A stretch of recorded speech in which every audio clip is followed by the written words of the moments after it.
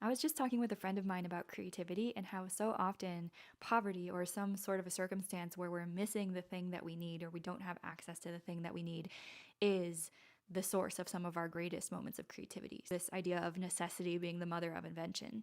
We were reflecting on a camp that she had been leading where she was able to they didn't have the budget for craft supplies for the children. She was able to find these free items like from nature or from just the household items, tell this magical story where these items were precious and very prized. It made it be this really special experience for the children.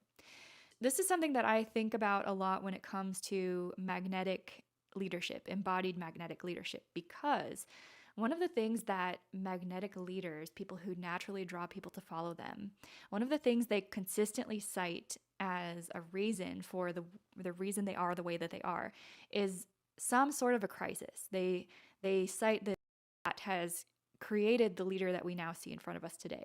Something that I think is interesting is a lot of the time that crisis is something of their own creation. It's either something that they agreed to be part of or something that they inadvertently caused, or maybe even something that they directly caused. It's actually their fault. That crisis made them who they are today. That's not to blame them. There's no shame in that. Everyone makes mistakes. What I think is interesting is that a lot of times when we try to follow in the footsteps of these embodied magnetic leaders, we think that we need to go through that same process, that we need to be in charge and in control, and to go through a crisis as a leader in order to become that kind of person.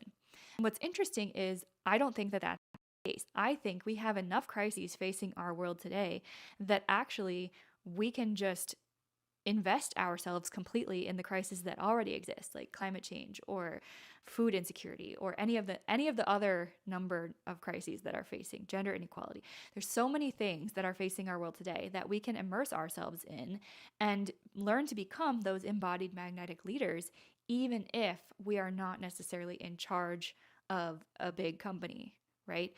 The world is our oyster at that point when we are invested in some of these big challenges that are facing our world.